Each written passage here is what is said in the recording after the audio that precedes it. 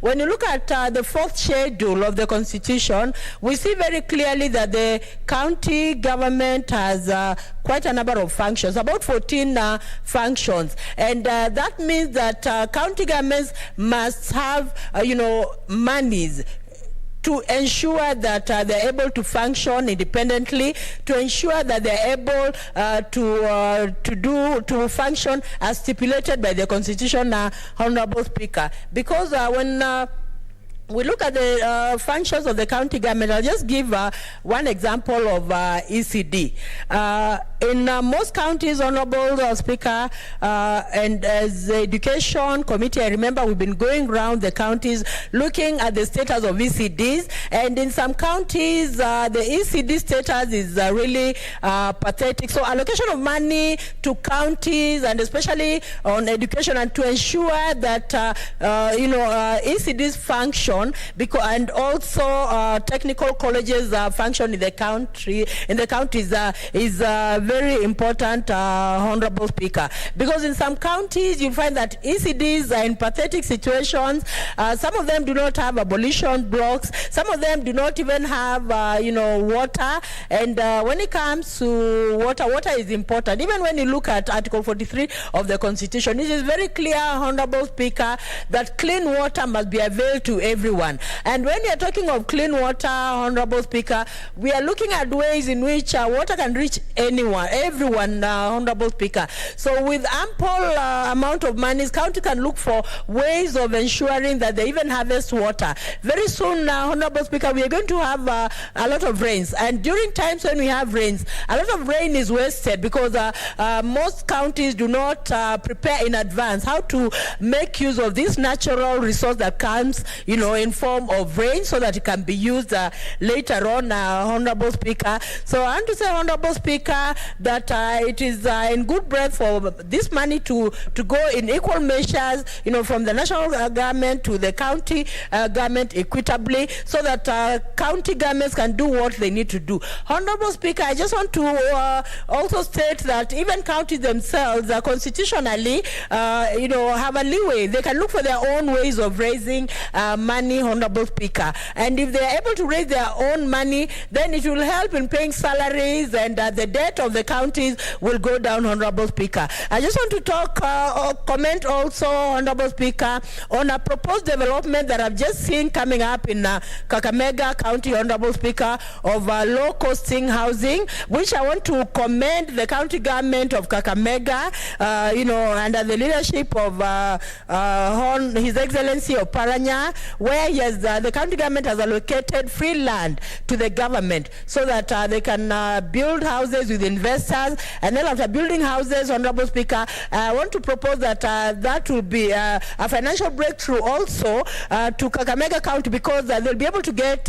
land rate and city rates from the housing estate, Honorable Speaker. So I want to say, Honorable Speaker, it is just in well-meaning that county governments should really be strong enough financially by looking for ways of sourcing money, looking for ways of being independent, because if they're able to be independent, then it will be good even for Kenyans, because they'll not have to travel all the way to Nairobi or other cities looking for employment, Honorable Speaker. We have to look for ways of ensuring that people traveling to Nairobi or other cities, looking for employment comes to a stop. And some of the ways that this can happen is if counties are able to look for ways and mechanisms of employing the youths, retaining them in the counties, Honorable Speaker. When you look at an analysis, Honorable Speaker, before us of division of revenue, the proposition and the projection is quite in order, Honorable Speaker, because when you look at the national interest, that is for Article 203(1)(a), in the financial year, last financial year it was at 83 plus, but in the financial year 2002 to to 2022 to 2023, it comes to 90, which is a plus. It means that the national interests have really been increased. And when you look at also the public debt in this analysis, in the year last year, it was 1.174, but now the public debt will reduce to 930 plus, which is also very good, which is also an improvement. When it comes to emergencies, it is stable. How it was last year and how it will be in 2022, 2023, it is projected to just remain at the same time. And then when it comes to equalization funds, it goes up higher from 6,825 to 7,000 plus. So this means that when it comes to equalization funds, if it is used properly and the way it is supposed to be used, then it means that those areas that are underdeveloped will slightly improve with some margin. And Honorable Speaker, when you look at the balance to be shared by the two levels of government.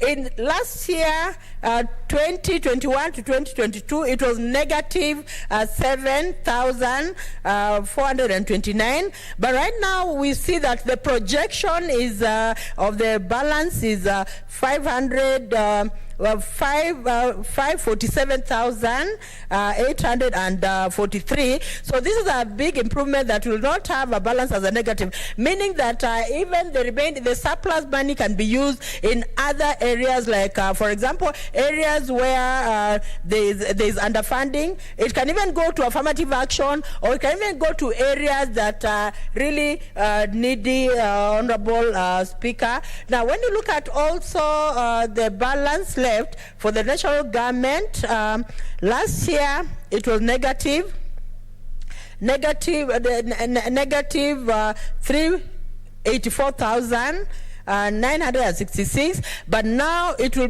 not be negative, it will be positive 172,189, Honorable Speaker. So, Honorable Speaker, if this analysis is correct and it will be followed up to the latter, then it means that if it is not misappropriated, if the money is not misappropriated, then it means that there is going to be, an increase in productivity in the counties, and counties will be better placed, Honorable Speaker. That is, if the money is not misappropriated, Honorable Speaker. Honorable Speaker, when we look at national interest, at the moment right now, farmers are really waiting for the rain so that they can actually plant. So if money is taken to the counties, it is expected that executives will ensure that farmers get fertilizer, and if farmers get a fertilizer, then it should be subsidized so that we can have productivity, Honorable Speaker. The issue of fertilizer also going up is going to really hit hard on the farmers, because when it comes to farmers, we must agree and also be alive to the fact that farmers have a big role to play, especially in economy. When you look at productivity, and they're self-employed, employment is very difficult to get in the country, but you find farmers on their own accord, going to till their land at their own cost as they wait for the rain. So it is just in good faith that the prices of fertilizer should actually go down. There should be subsidy for for farmers. We have to look excuse me, we have to look for ways and means of encouraging our farmers, Honorable Speaker. Honorable Speaker, I want to support this bill, and I hope that my colleagues will also support the bill so that it sees light at the end of the tunnel. Thank you.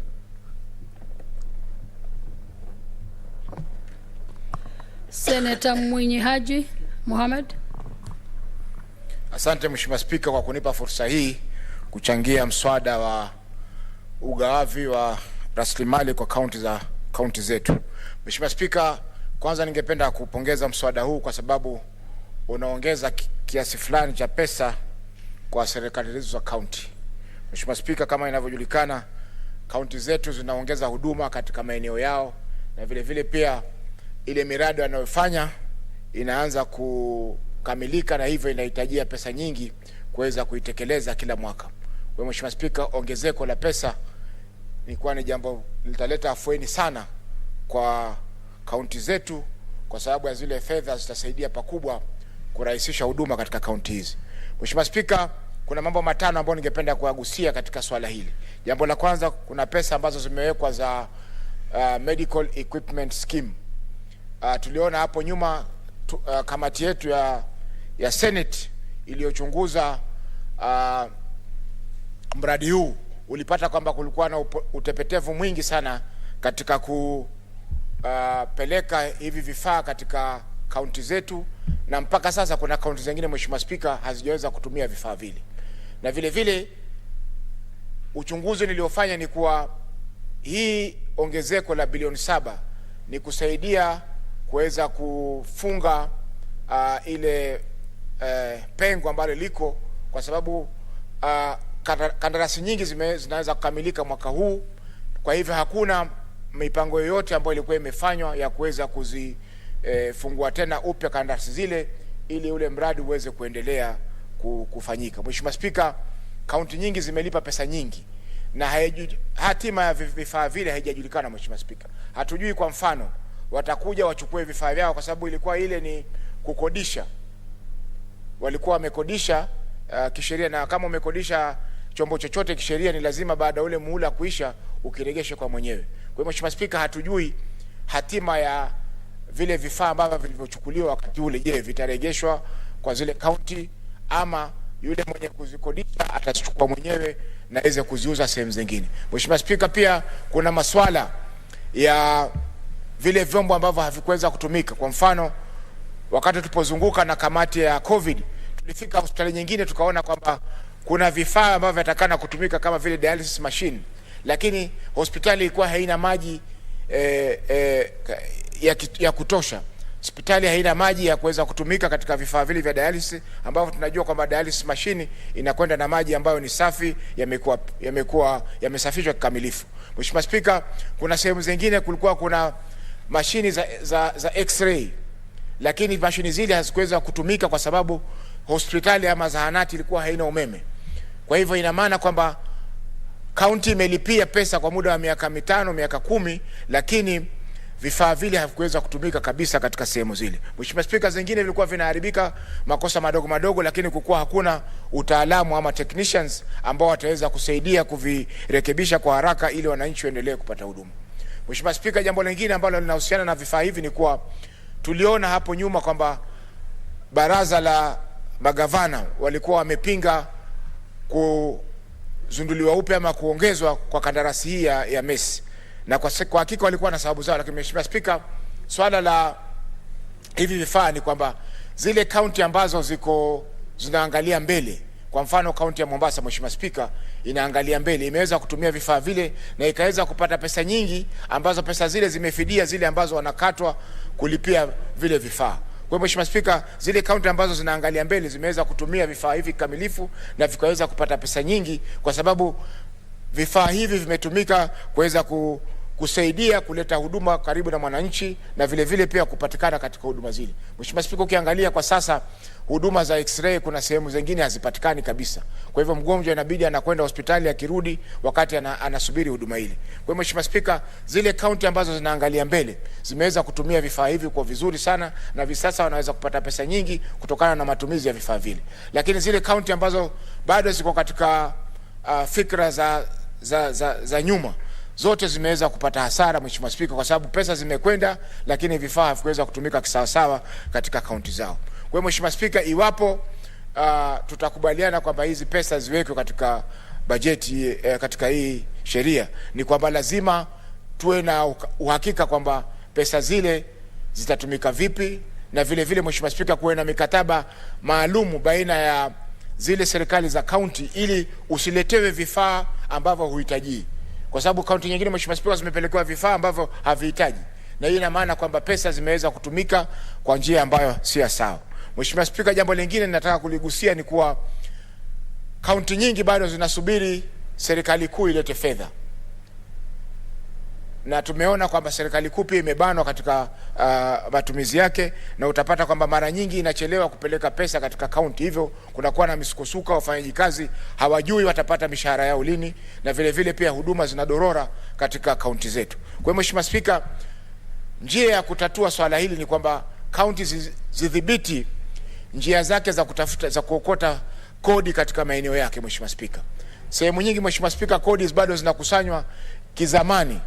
Utapata afisa wa kaunti anazunguka barabarani na kitabu cha risiti akikusanya fedha za kaunti, Mheshimiwa Spika, ambayo hiyo imepita na wakati, kwa sababu wengi hawajulikani kama pesa zile wanaziregesha kisawasawa. Wengine wanachapisha vitabu vyao wakati wanazunguka kukusanya kodi, na hivyo basi mapato kamili ya kaunti zile hayajulikani. Kwa hiyo Mheshimiwa Spika, ni lazima kaunti zidhibiti kile tunaita mapato yake, kwa sababu hiyo ndiyo njia pekee yake itakayofanya wao wajiokoe kutokana na hili lindi la kuomba kila siku kwa serikali, kwa sababu hii imekuwa ni kuomba. Mheshimiwa, japokuwa sisi tunapopitisha sheria hii tunatoa na mwongozo pesa zitalipwa lini, lakini mara kwa mara utapata kwamba Wizara ya Fedha imechelewesha malipo kwa zile kaunti, na hivyo inasababisha huduma kudorora katika kaunti zile.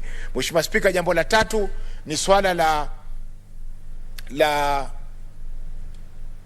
uangalizi wa kaunti hizi. Mheshimiwa Spika, kama alivyotangulia kusema Seneta Cherargei, Mheshimiwa Spika, maseneta hawana jukumu lolote baada ya kushapitisha sheria hii na pesa kwenda katika kaunti. Hawana jukumu lolote mpaka Auditor General, mhasibu mkuu, alete ripoti katika bunge hili kusema kwamba pesa hizi hazikutumika vizuri katika sehemu hii. Mheshimiwa Spika, japokuwa sisi tunatoka katika kaunti zile, hatuna utaalamu wa kutosha Mheshimiwa Spika kuweza kuangalia tukasema katika ripoti zetu kwamba hii barabara imegharimu milioni 100 ama milioni 20 kutokana na vile ambavyo imeweza kujengwa. Mheshimiwa Spika, swala la pesa za evaluation and monitoring kwa waseneta ni swala muhimu kabisa, kwa sababu hiyo ndiyo itasaidia pakubwa kuweza kujua kwamba pesa zile zimetumika kikamilifu au la. Mheshimiwa Spika, tunaona kwamba maseneta wengine wana kaunti kubwa ambazo huwezi kuzitembea wewe peke yako bila ya usaidizi wa fedha zaidi kutokana na hizi pesa ambazo tunazoitisha za evaluation and monitoring. Kwa hiyo Mheshimiwa Spika, hili ni swala ambalo lazima, kama tunataka ugatuzi uweze kufauli, lazima iwe kuna nafasi ya seneta kupata fursa ya kwenda katika hii miradi, kuangalia na maafisa wale ambao wa kitaalamu kuweza kujua kwamba kweli fedha zinatumika kisawasawa katika mradi ule.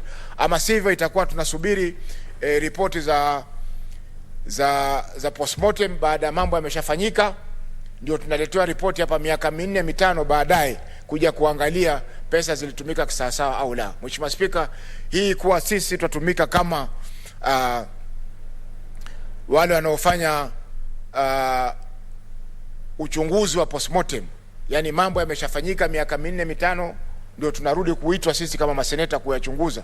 Hiyo Mheshimiwa Spika haitasaidia ugatuzi, kwa sababu ugatuzi inatakana huduma ziweze kutolewa mwaka ule ule. Kama hazikutolewa tujue kwa nini hazikutolewa mwaka ule ule. Kusubiri miaka 3 4 baadaye, Mheshimiwa Spika, haisaidii ugatuzi. Mheshimiwa Spika, kumalizia ni kwamba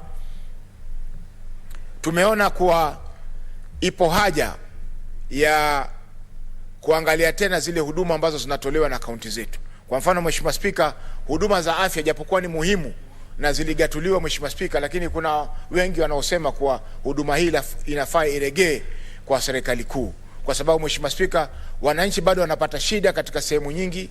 Migomo haimaliziki Mheshimiwa Spika, na utapata kwamba wanaohujumiwa zaidi ni wafanyakazi wa afya ambao wanahudumia wananchi moja kwa moja katika maeneo yao. Mheshimiwa Spika, tunaona migomo kila mara.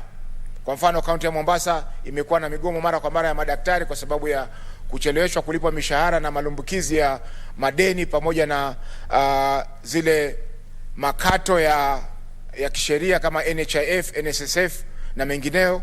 Mheshimiwa Spika, hata kodi ya income tax inachelewesha kulipwa katika KRA, na hii inasababisha wengi kupata shida kuweza kupata mikopo ama kuweza kulipa mikopo yao ambayo wamechukua katika benki na taasisi nyingine za kibinafsi. Kwa hiyo Mheshimiwa Spika, ipo haja ya kuweza kuangalia tena huu mfumo wa ugatuzi kuhusiana na vile ambavyo tutaweza kuziboresha kaunti zetu, kwa sababu Mheshimiwa Spika, mfumo ambao uko sasa wa maendeleo na vile vile wa usimamizi unatoa fursa kubwa Mheshimiwa Spika kuhakikisha kwamba mambo mengi yanafanyika katika kaunti zetu bila ya kuwa na uangalizi wa kutosha. Mheshimiwa Spika, juzi nilibahatika na kamati yangu kuweza kuangalia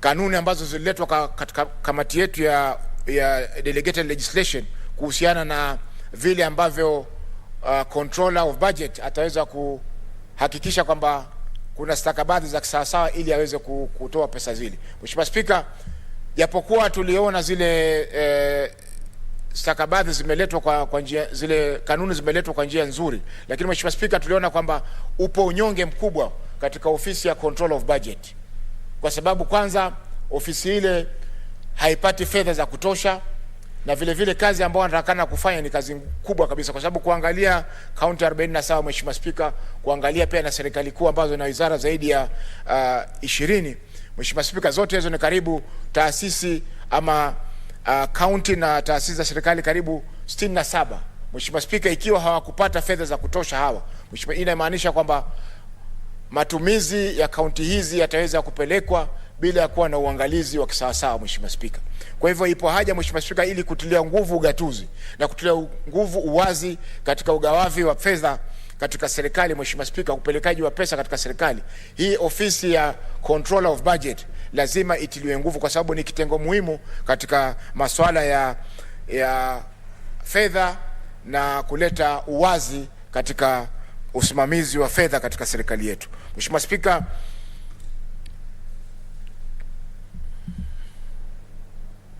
kwa hiyo naunga mkono Mheshimiwa Spika mswada huu, na kwa kuwa ni wa mwisho kabla ya kwenda katika uchaguzi Mheshimiwa Spika, ningependa kuipongeza serikali kwa kuweza kuongeza fedha hizo, na wale waliokuwa wasema kwamba mambo mkurupuko wa mabeo umeongezeka, Mheshimiwa Spika, mambo haya ni mbegu ambazo zilipandwa mwaka 2013 mpaka 17 Mheshimiwa Spika, na sasa ndio zinaonesha matunda yake, kwa sababu handshake ama ule uelewano uliofanyika baina ya Rais Kenyatta na Mheshimiwa Prime Minister Raila Amolo Odinga umeweza kuleta utulivu katika uchumi wetu, umeweza kuleta usalama katika nchi yetu, na vile vile Mheshimiwa Spika, umeweza kutoa nafasi ya maendeleo kufanyika. Leo tumeweza kuona Nairobi Express Highway iko karibu kwa tayari Mheshimiwa Spika. Kule Mombasa barabara yetu pia ya Makupa Causeway iko tayari, daraja nafikiri iko tayari in the next katika muda miezi 3-4 Mheshimiwa Spika, tutakuwa na daraja mpya katika Makupa Causeway. Badala ya Makupa Causeway itakuwa daraja la Makupa Mheshimiwa Spika, na sehemu nyingi tumeona kwamba barabara zimeweza kujengwa na maendeleo yameweza kusongea katika nchi hizi county hizi Mheshimiwa Spika. Kwa hivyo handshake ama ule uelewano baina ya Rais Kenyatta na pamoja na Raila Amolo Odinga Mheshimiwa Spika umeweza kusaidia pakubwa kuleta utulivu ile, kwa sababu yale yote ambayo serikali ya Jubilee iliweza kuahidi katika muhula wake wa kwanza, stadium hatukuziona Mheshimiwa Spika, laptop hatukuziona Mheshimiwa Spika, yale mabwawa ambayo yalikuwa yatakana ya kusudiwa kujengwa kama Aror na Kimwaror pia hatukuweza kuona, japokuwa pesa ziliweza kulipwa kuweza kufadhili ama kuweza kufadhili miradi ile. Kwa hiyo Mheshimiwa Spika, tumeona maendeleo yamekuja, na hii budget ya mwaka huu Mheshimiwa Spika, kuhusiana na ugawavi wa rasilimali kwa kaunti zetu, inamaanisha kwamba serikali inaitakia kaunti hizi na ugatuzi kwa jumla heri kubwa. Asante Mheshimiwa Spika kwa kunipa fursa hii. Senator Ole Kina Ledama.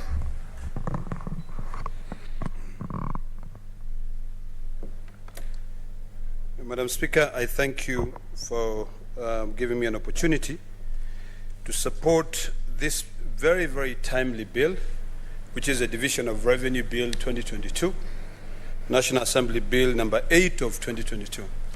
Madam Speaker, this is the sole reason, I must argue, why we're in this House, is to defend the interests of our counties and their governments, is to be able to ensure that we represent the people who elect us, to give them an opportunity to be served by their government. Madam Speaker, I'm quite proud of this Senate, even though today it's quite empty, and I might be the only one standing here now.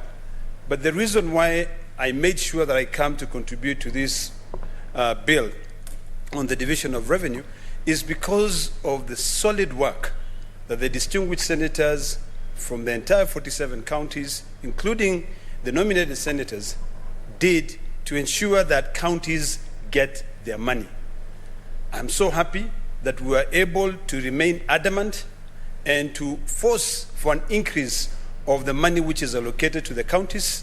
And if anything, Madam Speaker, it will be remembered in history as not having done anything, at least there'll be one thing that will always be credited for having done, which is to fight for devolution. Madam Speaker, as I support this bill, I'm quite pleased that over a period of about 5 years, the money that has been going to counties has steadily increased, and the money that has been left in the national government has also steadily increased. Madam Speaker, if you compare what was allocated to counties way back in the year 2018-2019, it was around about 371 billion in total. That also included, it was about, let me just see here, sorry.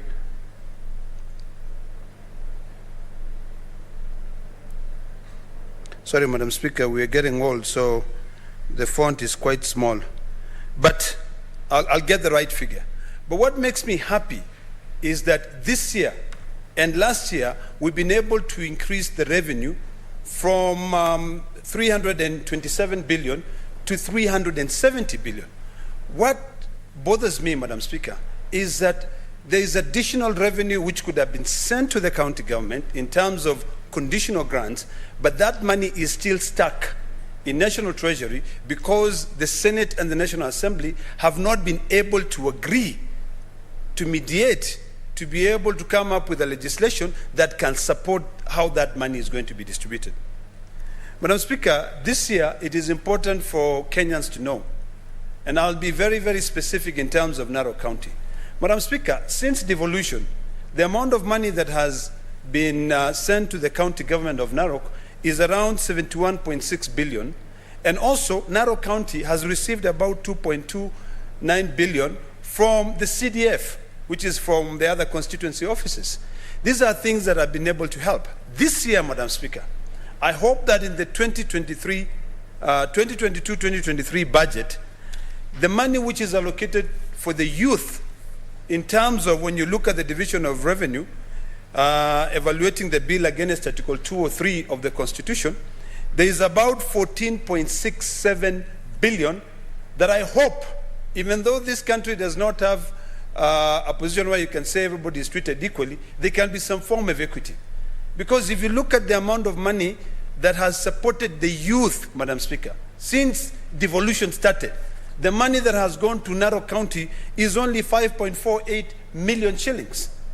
If this time around we can be solid and we can actually try to form some form of equity, I hope that around 312 million shillings, which is dividing the 14.6 billion equally among us the 47 counties, Narok resident will get at least 312 million shillings that can support the youth projects. We keep on talking about the youth being an integral part of the economy of this country. But unless we force for them to be supported and money to be allocated to the youth fund that can be able to allow this youth in this country to develop, then we will be failing in our work.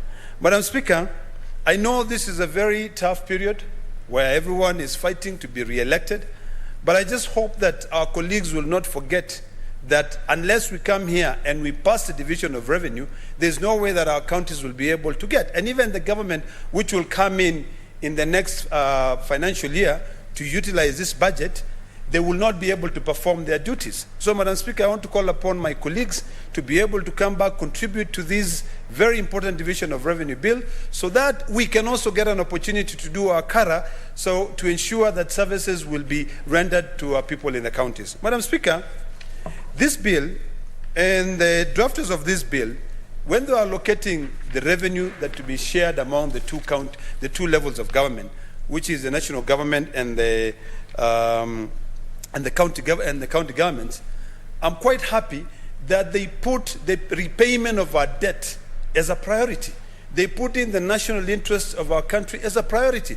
We know the national government will remain with about 100 and maybe 60 billion to be able to fund most of its activities. But of importance is that out of a budget of about 2.4 trillion shillings, there is at least enough money, about 930 billion, which is being set aside to be able to pay for the national debt. So this division of revenue bill, Madam Speaker, is something which is very, very crucial, and I do hope that all the members will come in and support it and follow through to ensure that their counties get money. Madam Speaker, when we got into this parliament, my county of Narok was receiving about 4.2 billion. But now, because of the good work that we've been able to do and to remain adamant, the Narok County is at least getting about 8.8 billion, which is almost double the amount of money that the previous senator was able to push to Narok County. Madam Speaker, when you look at the content of this bill, the bill is drafted in a way that the money which is sent to the county governments will enable county governments to be able to perform their duties. But there's a big challenge, Madam Speaker. When you sit in the Public Accounts and Investment Committee, and also even get a chance to go through the Auditor General report, you'll find that we still have a very big problem when it comes to the issue of wage bill. And this is as a result of the defunct local authorities or the staff who were seconded to the county government by the defunct local authority. I would have hoped, Madam Speaker, that the Committee of Budget in the National Assembly and also in the Senate, when drafting the division of revenue bill, would have considered a one-time honorarium or other, sent-off package for those staff who are yet to get to their retirement age, but are really literally just rendered, useless in the workforce. That's why you find that some counties will have, let's say the establishment is supposed to have about 10 people, but they have about 200. 190 of them are from the defunct local authorities, and they are not doing anything. So, Madam Speaker, I would have hoped that instead of allocating a lot of money to this MES scandal, which has not worked, money would have been allocated to county governments to be able to retire staff who are increasing the wage bill, and they are not helping, so that at least counties can become efficient. Madam Speaker, if you go to Narok County, you will find that there are staff who are about maybe 200 or 300 who are in the payroll, but their productivity level is very low because they don't qualify in any, even if it's in administration or any other category, because their work is not defined in the current county government structure. So, Madam Speaker, I would hope that at least we can be able to figure out how to solve these problems once and for all. Otherwise, it will continue being an audit query year in, year out. Madam Speaker, one of the other reasons why I support this bill, but it leaves a lot to be desired, is because of the issue of the Equalization Fund. Madam Speaker, I know the Constitution defines how much should be set aside for the Equalization Fund, but I do hope that those Kenyans who worked the last 10 years, who have been putting, who are given project by the Ministry of Planning to be able to do things on this Equalization Fund, will be paid their money. Yes, the Equalization Fund has set aside 7 billion to be able to support these marginalized counties. But what happened to the money which is still in that fund that has not been utilized? So, Madam Speaker, it is a question that I hope that National Treasury will be able to resolve once and for all. We passed the regulations in this House. We actually also appointed people to serve in that board. I hope that this time around, those Kenyans who worked, who are given tenders to be able to build clinics, to be able to do boreholes, to be able to do roads in those marginalized counties, can be paid their money. And that in this 7.068 billion, which has been reserved for the Equalization Fund, that fund can be used to support youth initiative and projects in marginalized communities. Madam Speaker, it is quite evident that in this country, it depends on who you know for you to be given a tender, or for you to be able to actually, uplift the standard of living of either yourself or your community. But I do hope that in this division of revenue, we would give priority, and every institution, even the county government that we are giving money, they would give priority to the youth, they would give priority to women, so that we can try and narrow down on the gap between the rich and the poor. Madam Speaker, the total share revenue is about 2.1 billion. There's about 1.7 billion in the national government. But sometimes when people see, a trillion, 1.7 trillion. But sometimes when people see those big numbers, 1.7 trillion, they say, hey, county government should get more money. But I think people should be alive to the fact that our debt is quite high, and that national government carries out so many other functions that county governments do not carry. On the issue of the equalization, the evaluation of the bill against Article 203 of the Constitution, Madam Speaker, it is important for Kenyans to know that there is money which is set aside for the interest of the security sector. There is money which is set aside to provide for assessment to the extent at which required by the Article 203 in terms of, one, the issue to do with helping the agricultural sector. Because right now we are all crying, Madam Speaker, talking about challenges with the cost of fertilizer. I'm sure fertilizer not being available, it affects our food security. So there's some money from the national government, and this money, which is part of the 1.7 trillion shillings, should actually find its way to farmers. So I hope that in the national government, and particularly the Ministry of Agriculture, in their budget, they can be able to put in a lot of resources to provide local solutions instead of us relying on the outside world. Look at what is happening, Madam Speaker, today. In Ukraine, where we import a lot of wheat from, in Russia, where we import a lot of wheat from, there is war now. There are sanctions which have been imposed to Russia. There is no way, Madam Speaker, this war will not affect our people. Very soon, Madam Speaker, whether we are in a political season, whether we want to agree and separate facts from fiction, the price of unga will go high. The price of ungangano will be, it will make literally eating chapati or bread a luxury, because it will become so expensive. So I do hope that the Ministry of Agriculture, when formulating its own budget, they can be able to try in and invest in local solutions to improve our food security. The challenge, Madam Speaker, is that all these departments of the Ministry of the national government, like if you go to the Department of Devolution or the Ministry of Devolution, if you go to the Ministry of Agriculture, when they draft their budgets, most of the money is left here in Nairobi. That money does not go. There's a lot of money which is used for conferences. There's a lot of money which is used for seminars. There's a lot of money which is used for research and development in Nairobi, in boardrooms, or travels abroad. I think this time around, Madam Speaker, we need to now look at the amount of money that we have, and more money should be sent to the devolved units so that they can be able to perform their functions. Agriculture is devolved, but you will find that a lot of the money is left in Nairobi. Madam Speaker, we know of big government parastatals, like this one that has a lot of land. What do you call it? ADC. ADC gets its money from either the Ministry of Agriculture, or some money is allocated to them and for them to do their research and development. But if you follow, Madam Speaker, the work that ADC does, which should be supporting the local people, end up only supporting a few individuals. There's a lot of land which is staying idle, which could be used to be able to produce food to support local communities. Madam Speaker, every year, in between the month of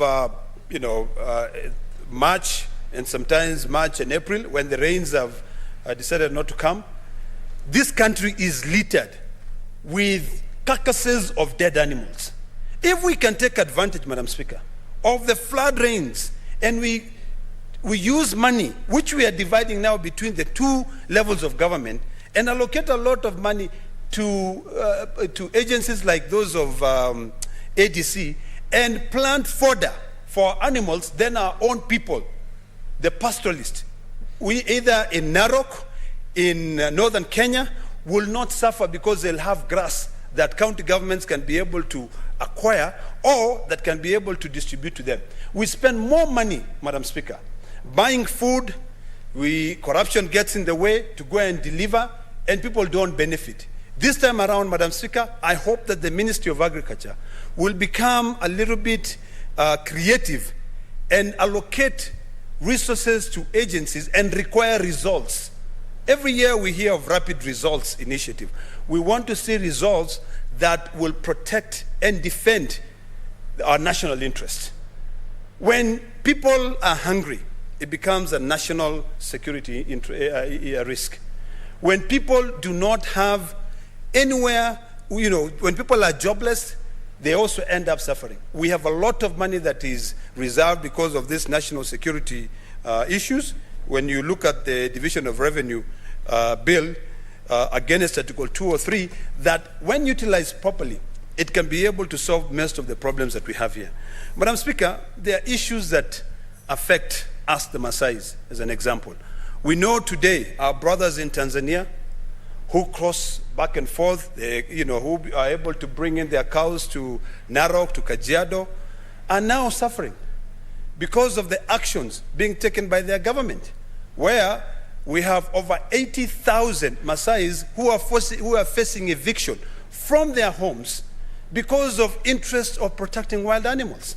I do hope, Madam Speaker, that at least because of the interests of the East African community, our brothers in the Tanzanian government can save these Maasais from being forcefully evicted from their areas.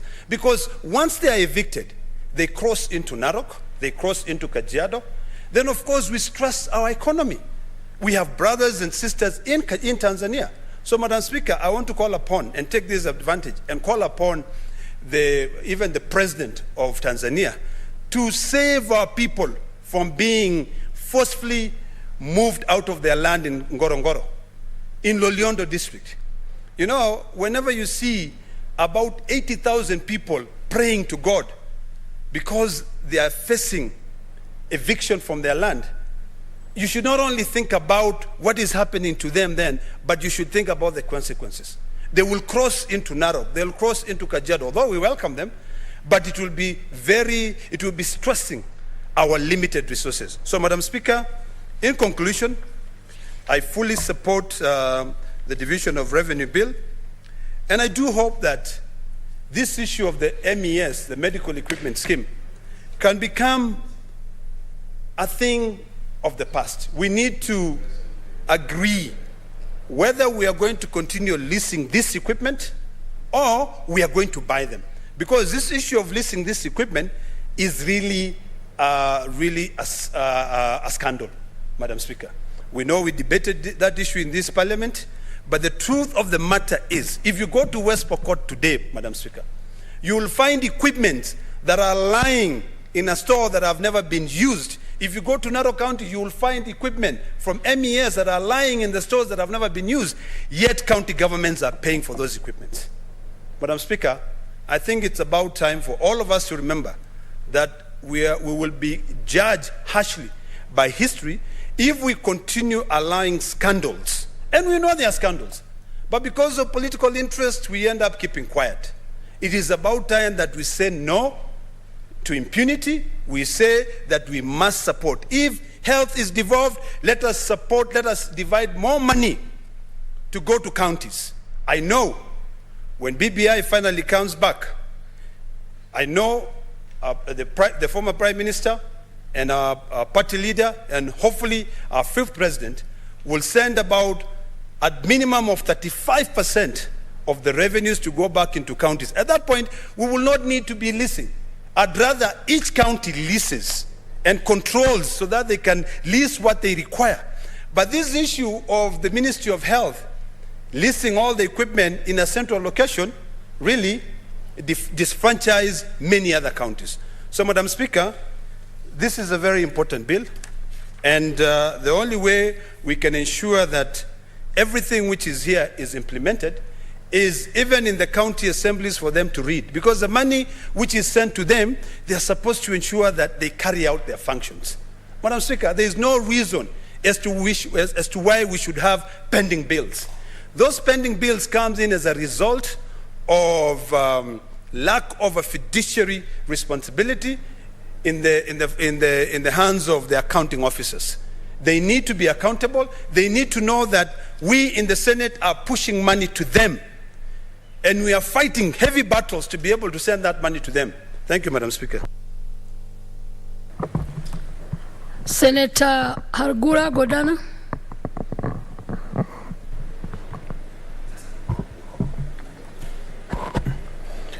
Thank you, Madam Speaker, for giving me the opportunity to contribute to the Division of Revenue Bill debate.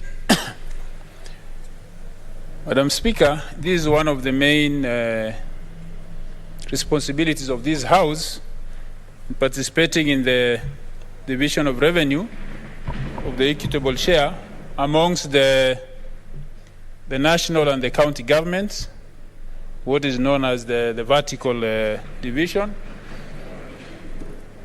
Madam Speaker, I'd always like to refer to the clauses, like in this case, clause 5 of the bill, which states very clearly in the events that, in part 1, in the event that there is under collection, then the counties should get whatever they have been allocated.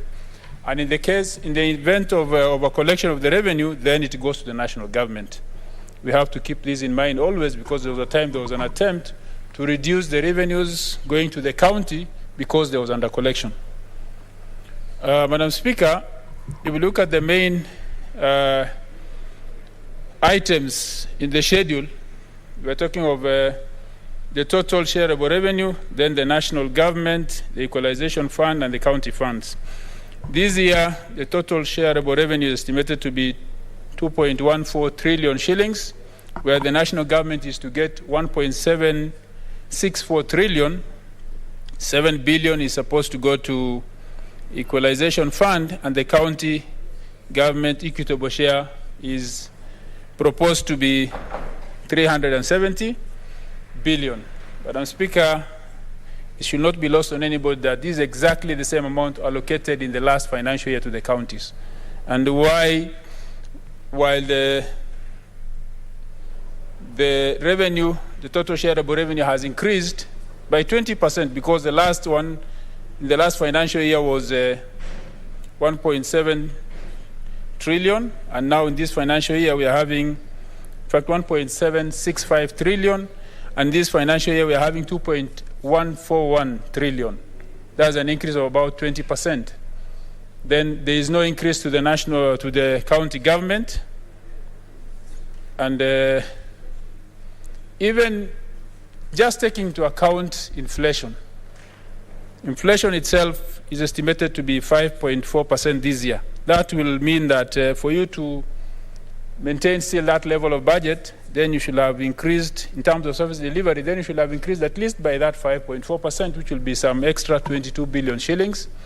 If we go by the increase in revenue, then that will mean an increase of 20%. That will be about 74 billion shillings. The total increase of the equitable share could have been between 450 to 470 billion total. That will be an increase of 80 to 100 billion shillings.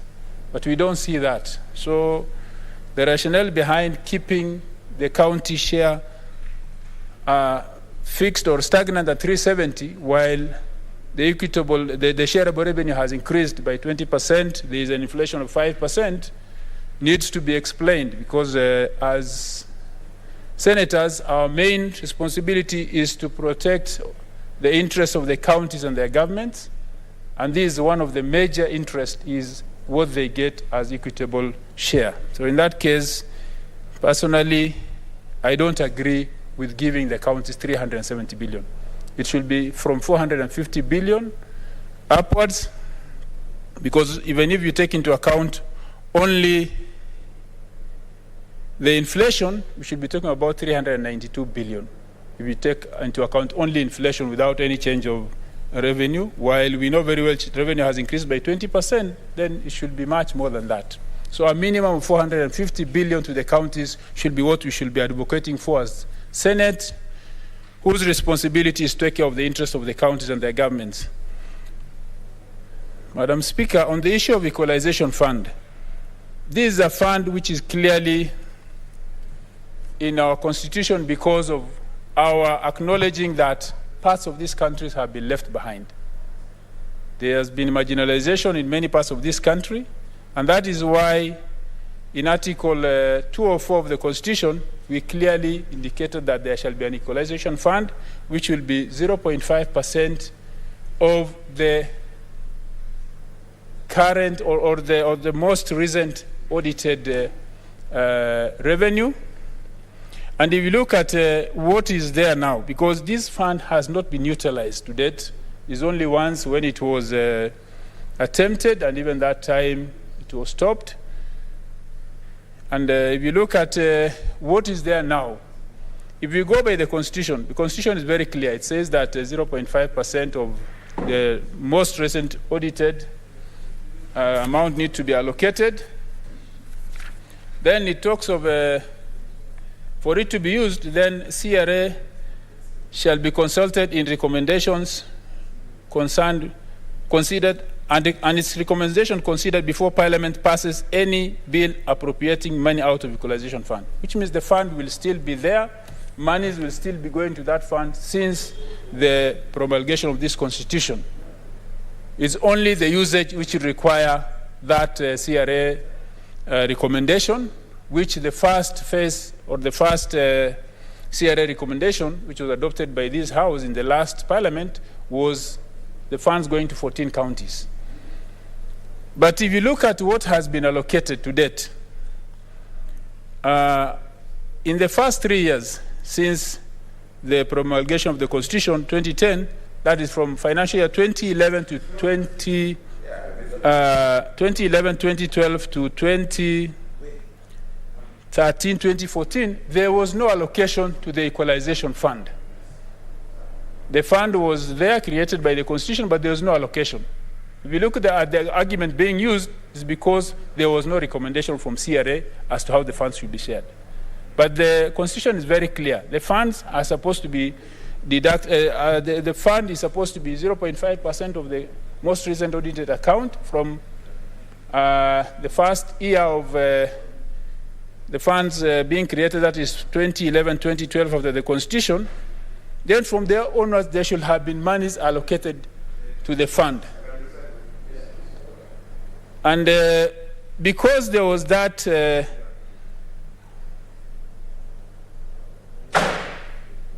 because the funds were not allocated for the first 3 years, then there was allocation for the next 3 years, that is from 2014-15 up to 2016-17. Then 2017-18 and 18-19, still there was no allocation. So somebody was not following the Constitution, and up to now, we are told that by those financial, up to 2019-20, there was only 12.4 billion shillings allocated to the Equalization Fund. But going by the Constitution, if the deductions or the allocation was done from 2011, 2012 to 2019-2020, then you should be having 34 billion shillings, which means already, because of not following the law, the fund has lost 22 billion shillings, not being deducted 6 years. That is already an issue. And then if you add the last 2 years, then you're talking about another extra 13 billion, so it should be 48 billion by now. But if you add now, then we'll just be having 25. So we have lost close to 23 billion because somebody was not doing the deduction during the budgeting. Then that fund has not yet been utilized. It's only this year when the advisory board has been established. So we'd like to know how that fund will be utilized, so that taking into account that this is a fund which has a sunset clause, it's supposed to be 20 years from 2010. By 2030, the fund should have lapsed, and we only have 8 years to go, but we have not utilized any of that money. That shows how serious we are as Kenyans when it comes to tackling marginalization. There is very little seriousness in terms of trying to tackle marginalization in parts of this country. That's why even funds which are in the Constitution are not being set aside as required by law, and even when they are set aside, they are not being utilized, because if the problem was having a board, then Treasury should have seen this from the beginning, and in the first Parliament, in the first Senate, that is in the 11th Parliament, this should have been handled. But because there was no that goodwill, if I may say, in addressing marginalization, that fund has not been utilized, proper deduction has not been done, up to now there is no implementation. So Treasury needs to take serious action, so that from this year, we need to see now with the advisory board in place, how the 25 billion which will have been collected by now will be utilized, and even how, because now we have the second formula by CRA or recommendation, which covers many more parts of this country because of the definition of marginalized areas.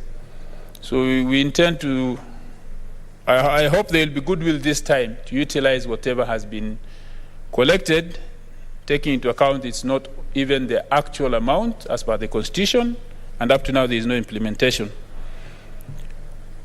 Madam Speaker, on the part of the equitable share, I've said that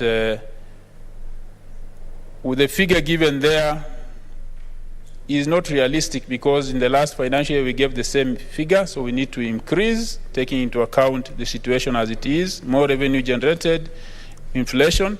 The other issue I'd like to address is, while we are tackling this, counties also need to improve their revenue sources, the issue of on-source revenue. If you look at the audit reports which have been coming to the Senate, counties have been collecting less than what they even set as their own target. At the beginning, when they do their budget each year, they estimate the revenue they are supposed to collect. Then at the end of the year, when the auditing is done, very few, if any, county meets its own set target which they set themselves based on the revenue streams they have, based on the previous year's collections and all that. They still don't attain that target. So counties need to understand that they are governments which have the capacity to generate their own revenue.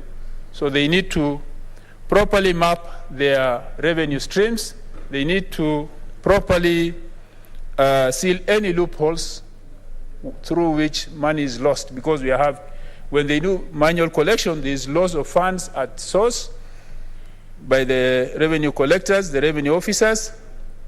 Then there are cases where counties collect money, yes, but they spend at source without first submitting it to the CRF or establishing proper funds the way the law allows them. When they have funds, like in case of health, they can have funds which the monies they collect from the health institution can be deposited to and spent, so it's audited and it doesn't have to come to CRF.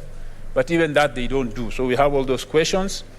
So basically, let them focus on what they can do for themselves instead of concentrating on what comes from the national government, because they have that capacity to collect revenue. They are supposed to, in some cases, they are even collecting less than what the defunct local authorities used to collect, while they have better facilities in terms of they have better, because of the resources they have, they employ more revenue collectors. They can automate all their revenue streams. Up to now, we are even struggling with counties who 10 years down the line have not even updated their nominal rolls in terms of the land rates. So it's like the mentality at the county is to wait for what comes from the national government. They are not putting their effort in collecting revenue that is their own source revenue. So mine is to urge the counties, while we are here advocating for more funds to the counties, like what we went through the other year when we are working on the formula, they should also endeavor to collect their own revenues. They should also endeavor to improve their own source revenue generation, so that I think at the end of the day, where we are heading to should be a case where county governments, when they have resources, could actually fund up to even half or most of their budget, because the more they generate, the more service they can provide, the more they can improve and develop their counties. And that's where we should be heading, because with devolution there must be responsibility. We should not just be waiting for funds from the center, and we should not just be always be expecting more funds from the center, because as we are seeing, with the kind of revenues we're generating and the kind of debts we have, the funds available for sharing will be decreasing, because we have more debts to service at the national level, so they have to concentrate on their own source generated revenue. So with that, Madam Speaker, I'd like to say that I don't support the 370 billion going to the counties, and I'd like to urge my colleagues that we have to match it, much as it's campaign time, and you may not focus on this and you may lose this. We have to make sure that counties get realistically more money, because of the existing conditions where there is inflation and where the revenue has increased. Thank you, Madam Speaker. Senator Sakaja Johnson.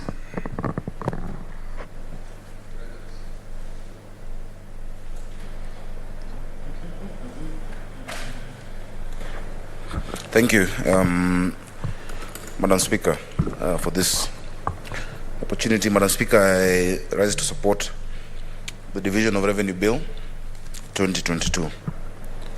And I thank the Leader of Majority for moving this important bill. This is indeed one of the most salient, or rather most important functions of both the Senate and National Assembly, because it is what underpins the most important part of our Constitution, which is devolution, and our county governments.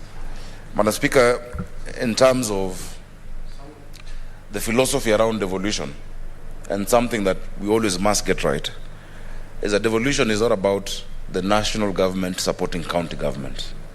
Devolution is a relationship between two levels of government. Division of revenue is not the national government's money being given to counties.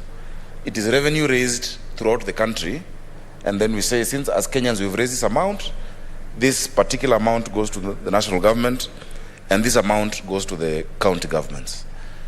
This is going to be the last year of the second term of devolution. And I think as we pass this bill, it's very important for us to, stock take and to see how successful we have been and what needs to be refined. I was very pleased in the last parliament where Honorable Mutava Musimi-led Budget Committee came up with an analysis, a review of, an audit, actually. It was an audit of devolution of the new structures of government. It was a constitutional audit. And I think that would have informed a lot of the provisions in any attempts to change our laws, because they looked at the practicality of the provisions. They looked at the challenges that county governments have been facing. Madam Speaker, even as we pass this, and I'm very happy as a senator for Nairobi, contrary to what some people try to say out there. Madam Speaker, when I became senator, Nairobi was getting 15 billion. We have fought, we pushed, we had a whole fight here in the Senate where Nairobi was going to get an increase of 135 million. But the outcome of that all was that Nairobi got an increase of 3.3 billion, and that now we're at 19 billion. Madam Speaker, if you look at the increases from 2013, it would have taken like another 20 years to get that kind of an increase. because the increase has been in 50 million, 100 million. But to move Nairobi from 15 to 19 billion, Madam Speaker, is something that I'm proud of as I serve as a senator, and proud of the Senate, because I think everyone was able to score. We said we can have a win-win situation where we get that money, and that's why we have 370 billion, which I think is a good amount. Madam Speaker, having said that, I think it's very important for us, and I like what Senator Argura said, to really look at, and I think earlier on it was either Ledama or someone, to look at really this money in terms of what you end up doing. Counties were not designed, and especially because of the formulas used, to be competitive. Because if a formula is focusing a lot on population only and poverty and whatnot, there is no index or indicator of how well a county is doing. In India, in their formula, they have what they call the provincial GDP as one of the variables, the growth in GDP. Such that if a county is able to produce, to grow in terms of its production, of course you want to compare Nairobi economic growth with Mandera or something, but the jump, the increase, then it is incentivized to actually, by getting more money, to do those activities that are increasing the amount of money that the county gets, Madam Speaker. So we have variables that measure darkness and not light, and we need to move that. And I think in this next phase, we need to look at that. Number two, counties have not been thinking out of the box on how to increase their revenue. We always talk about baking, dividing the pie, dividing the bread, but no one talks about baking the bread. Madam Speaker, we might even need soon a committee on revenue generation, because we just have a commission on revenue allocation. When everybody talks about allocation in a country, a middle-income economy, on paper as ours is, then you're in trouble. You're going to have a challenge down the line. Remember our debt levels, remember the challenge of unemployment, and the issue of cost of living. So we really need to have creativity within our governance. Madam Speaker, I hope and I pray, God willing, if the people of Nairobi give me the mandate, to increase the revenue of Nairobi to 50 billion. You can actually be able to increase the revenue of Nairobi County to 50 billion. We passed sectional properties law here. With an efficient county government that has automated all revenue streams and that is not fighting with its people, that is carrying the people along. Last week I was in Gikomba and the ladies say they want to pay, but they never see someone cleaning. Yeah?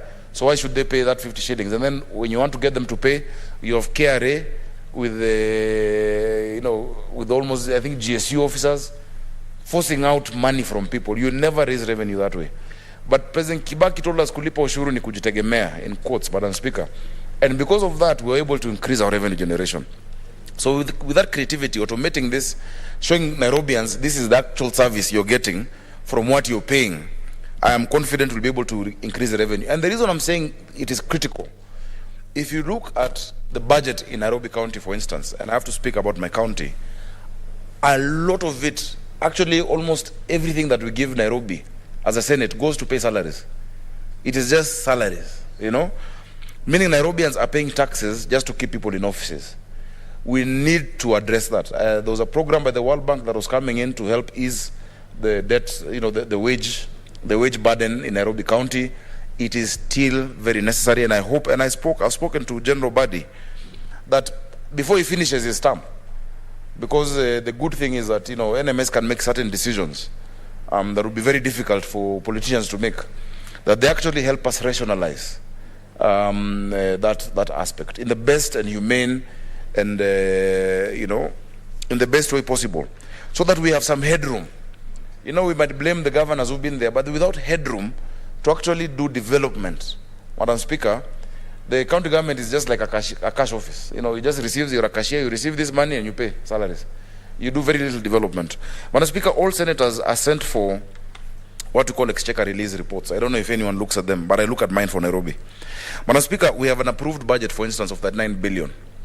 We're in March. As of the end of February, Madam Speaker, Nairobi County, of course, the approved requisitions of money spent, recurrent, was 12.5 billion.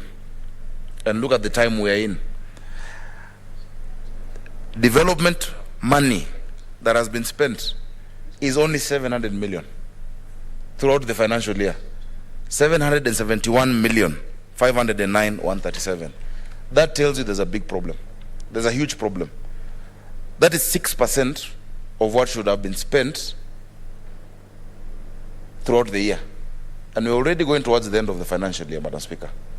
Madam Speaker, that tells you that very little is happening apart from paying off salaries. And that is why you're seeing your streets are not being cleaned. That's why we're seeing there are no new projects being done on roads. We're not able to address the water issues. We're not able to address where the Nairobian is being pinched because of these slow releases. And just 6 billion yet, 6% yet. From that Exchequer release report, you see Nairobi emergency fund, whose budget was 140 million, has been overdrawn as of February 28th, and they've already spent 202 million on emergency. What emergency has occasioned the expenditure of 202 million? Madam Speaker, if we're not keen about this, reports we get, then there's no oversight we can play. And Madam Speaker, I have requested last week a statement of assets and liabilities and the financial state of Nairobi, including the 4.4 billion loan that they wanted to audit, to auction assets. And I have seen a response has been sent. The NMS and the county government must come and answer to Nairobians. Madam Speaker, if you look at that report, and because it's very relevant, because we're talking about division of revenue, if you look at that report, areas such as in development, urban renewal and housing, there's nothing that has been spent on that. NMS is what has been receiving, and in total on development, in the year they've received 7.3 billion only. So where are they getting money? That is what I was showing you as that is 7.9%. In total, it's been 6%, Madam Speaker. The emergency fund, meanwhile, 202 million. There is a problem somewhere, Madam Speaker, and we must be vigilant. Because when you go around this city, people are suffering. People are not getting services from the county. Garbage has crept back.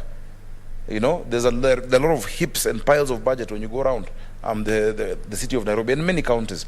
And so these are questions that must be answered by General Badi. I have seen that General Badi and Ann Kananu have extended the NMS beyond August. I don't know about the constitutionality of that. They say the 3 months is to hand over to the next governor.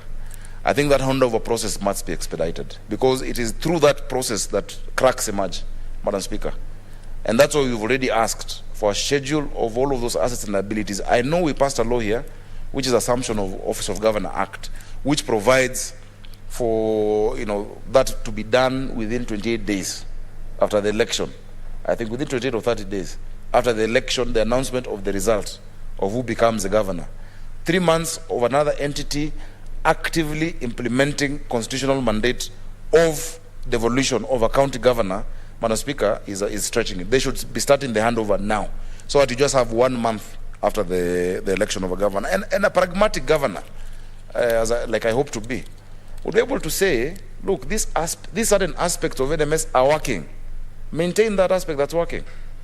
This one has not been working. Let's change it, and it can be a department under the Nairobi County government. If you're pragmatic, if it's not just about getting glory and thinking about yourself.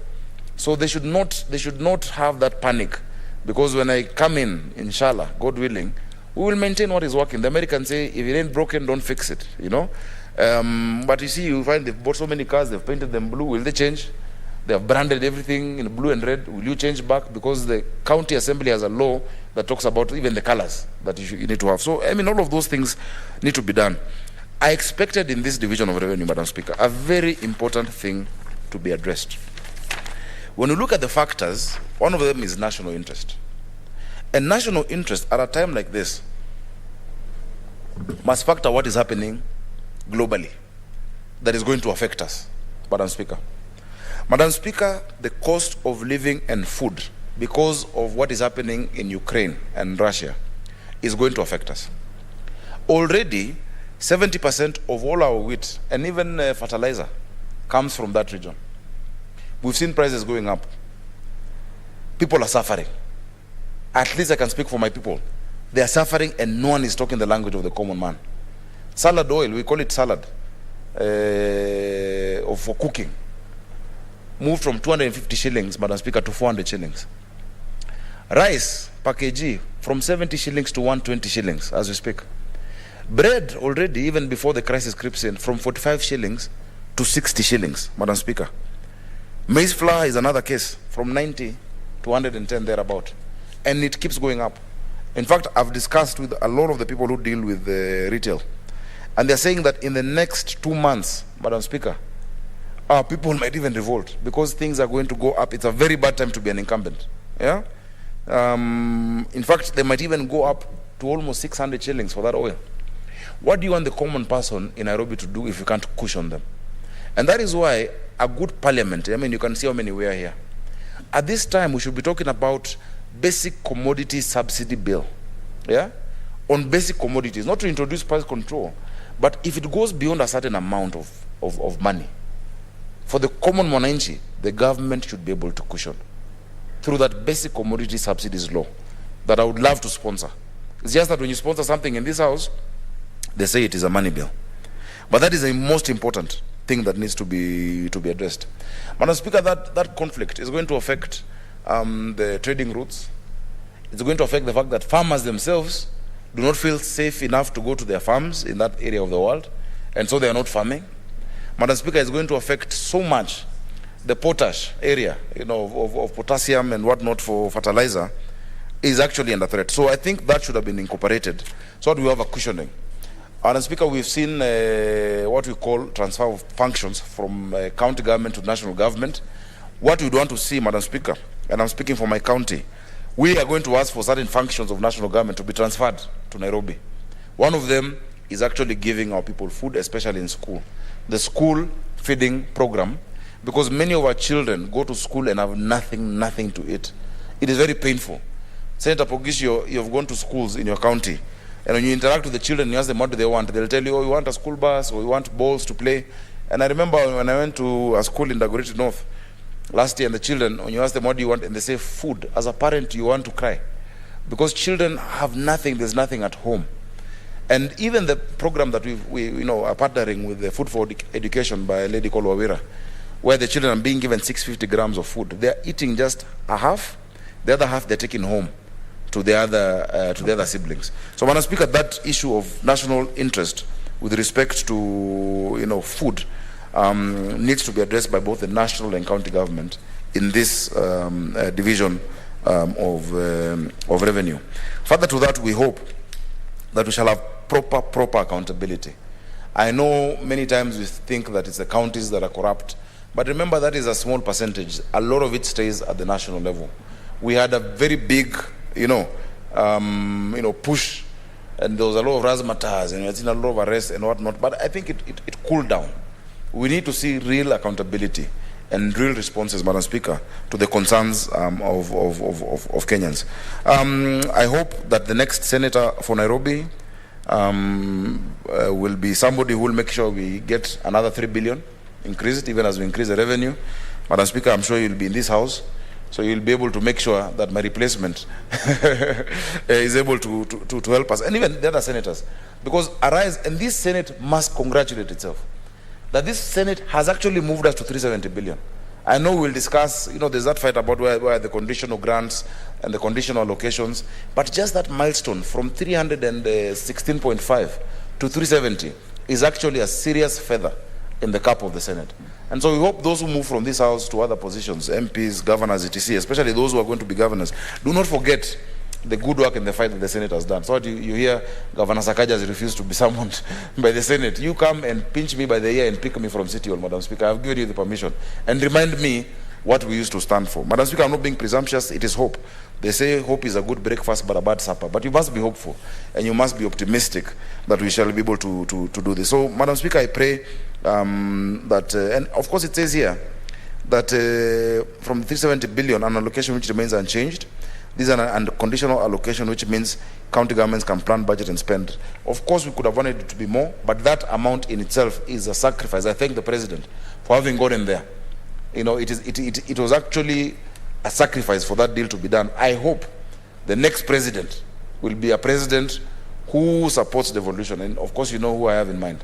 Who supports devolution and who can make sure that we move beyond that 370 and not stagnate. Madam Speaker, with those very many remarks, I support this bill, and I hope that I know that you must truncate the debate because the leader of majority is here to reply. It is unfortunate that very few senators have been able to speak to the most important legislation, which is division of revenue. But I'm sure many are following online. And when it comes to committee, we shall be able to hear suggestions that can improve this division of revenue, so that it's not just a rubber stamp. I know the leader of majority says we can be a conveyor belt, but some improvements sometimes can be able to help this. Madam Speaker, unless you're creative, and I know I said I'm going to wind up, but I know after this business we might have no business. Madam Speaker, unless you're creative as a governor and you only depend on this, your county cannot grow completely. I've explained to you 18 billion wage bill in Nairobi County, and that's what we're giving them. So what they're raising, if you want to sort out the mass transit problem in Nairobi, for instance, traffic, and you want to sort, because we need proper, like 6 lines of proper heavy rail in this city, there's no other way you can sort it out. To sort out mass transit, then to sort out the water system, which is the actual physical infrastructure of water. I'll just finish that point. Just the water infrastructure, the piping, the SCADA technology, plus the northern collector which is coming in. Just those 2 things and solid waste, you need 200 billion shillings. Where are you going to get 200 billion shillings in 19 billion, 20 billion? You have to be creative. Johannesburg is listed.